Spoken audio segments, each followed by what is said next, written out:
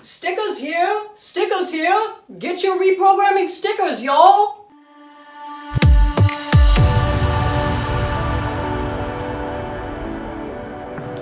Stickers here! Stickers here! Get your reprogramming stickers, y'all! I'm happy everybody wants them so much, so please like this video and comment in the comment section below. I love reality transurfing, and you just might get some of these bad boys. Oh boy, I can't believe I'm 40 years old and I'm acting like this. I don't know what's happened to me. Anyway, today, plait with flow. This is a variation of the plait technique, however you are using it. And this is an interesting one because I was actually just doing one of my transurfing meditation videos yesterday, and I realized that this method here is a combination of the plait method and one of Vadim Zeland's original meditation methods. So it's kind of like a hybrid, really. And that's sort of how I practice my plait. I do a little hybrid technique of how it's suggested in the book, and then something else that I do. I will get into that a little more later, but first I want to read this part in the book where he talks about this, and I want to discuss why this is an effective way to return to your center screen and ultimately create your own reality. So this is plait with flow method. Take an in-breath and an out-breath. Imagine an arrow moving at an angle away from your back. Now, the plait is activated. Without letting go of the sensation of the plait, compose a picture of your reality. At the same time, make sure that you are breathing freely. Without losing the sense of the plait, the arrow, take an in-breath, and on the out-breath, sharply send the arrow into a vertical downward position, triggering both energy flows. Staying aware of the movement of the rising and descending energy flows, say the following thought form quietly to yourself or out loud: my intention is being realized. Then let go of all the sensations you have been working with. So, what is happening when you do this? You are not only composing your own reality with the help of the plait, you are putting out or sending your intention as a message to the universe.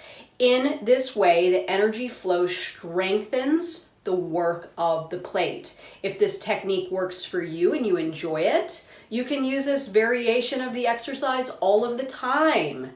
But if not, then the basic method will be sufficient.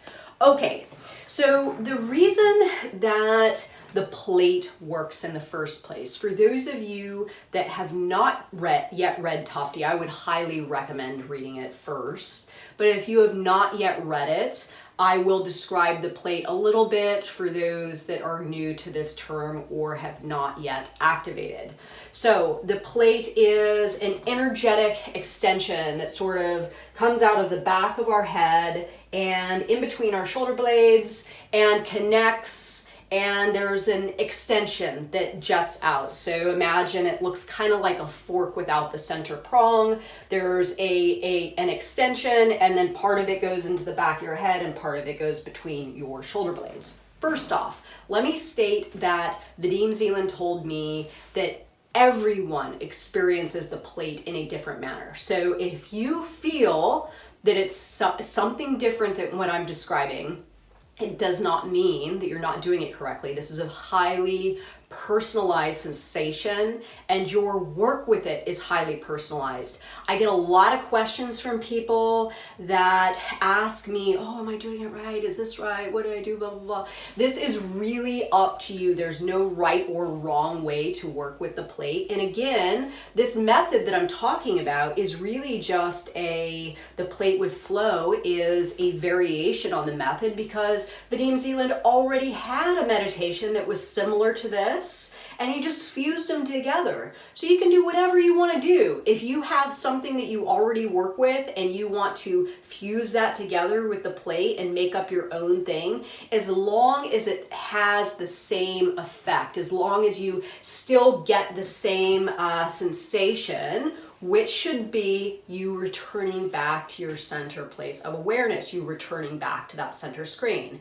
So the reason that the plate is effective in creating your own reality is because, first of all, you cannot think of activating your plate or using your plate to create your own reality if you are immersed in the outer screen, which is our external stimuli, our external world. Or you cannot do it if you are immersed in your inner screen. This is your inner world, your thoughts, your overthinking, all that stuff. So if you are in one of those two screens, you're not going to have the thought to activate your plate. Activating your plate is something that happens, or a thought that happens, when you are in a place of awareness, when you are in that center screen. Now, for me, when I sort of wake up, I see myself and I see my reality, hey, now might be a good time to activate my plate. Me activating my plate and envisioning or illuminating that future frame is simply me holding that center screen place, that center of awareness for a longer period of time, and then bringing my body actually in it and bringing my sensations in it. So if we have our inner screens, which we can't activate or create our own reality, we have our outer screens, which we can't activate or create our own reality in, but we can do it in the center screen.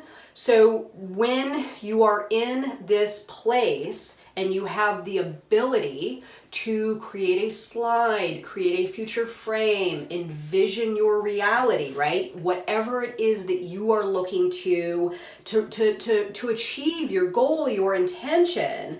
Vadim says it here that you say, my intention is being realized. You can ultimately say anything you want. You don't have to say that. But the reason that this is powerful in that center place is because you are sort of putting a stamp, if you will, on that moment of what you intend to see down the line when the future frame moves in to that current moment. So you are doing a soundbite slide, an affirmation, your intention setting, your goal setting. You are saying something that is like a preface for what is to come. Now, it is almost impossible for me to preface what is to come, if I'm saying that in the right way. If I'm in my inner screen or I'm in my outer screen, right? If I'm getting sucked into some external drama or I'm overthinking in my head, I'm not thinking about that future frame. So as much as you can bring yourself back to this center place, right? And envision, illuminate that future frame, create that slide, say that soundbite slide, the affirmation, whatever it is that works for you.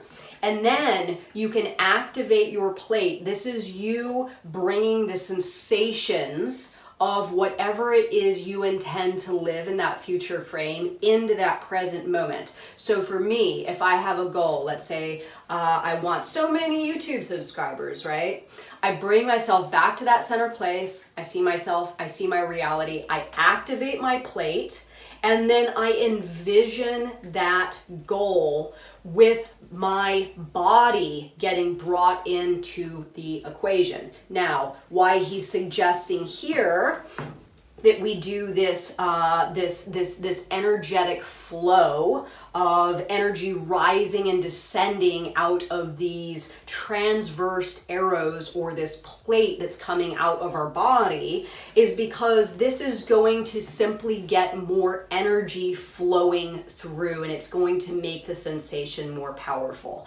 The more powerful the sensation is with holding, activating and holding your plate and playing that slide, playing that future frame, doing whatever it is that you do to show yourself your future, as long as you can hold it and as intensely as you can hold it, will ultimately bring that future frame closer to you in a shorter amount of time. At least that's how it works for me. But quickly, I want to just tell you all where that plate with flow technique originated from. Vadim Zeland has another meditation. I have all of them listed on my channel if you would like to go take a look. I believe there's 7 or 8 of them. One of them is called I believe it's called energy flow. And essentially what it is it is imagining that you have 2 arrows that are sort of transversed out of your solar plexus and your back, right? But they're on like a little bit of a hinge. So they come out, and then you turn one facing upwards and you turn the other facing down, and you kind of do the same thing as the plate technique. You activate and you feel that energetic flow grounding you from the top and the bottom, and get energy flowing through your body. Now this is something that he recommends if you are outside walking in nature or alone. It's highly effective. It's very, very powerful. It's one of my favorites. And this is really just the plate sort of fused with that original transurfing meditation. So let me know what you think. Do you use the plate? Do you have a hybrid fusion of another meditation with the plate? Are you a classical plate user? Does it work for you in creating your own reality? Comment in the comment section below. And remember, we got your reprogramming stickers here. Thumbs up and comment below. I love reality transurfing, and you just might win some of these. Thanks so much for watching my video, everyone. Bye.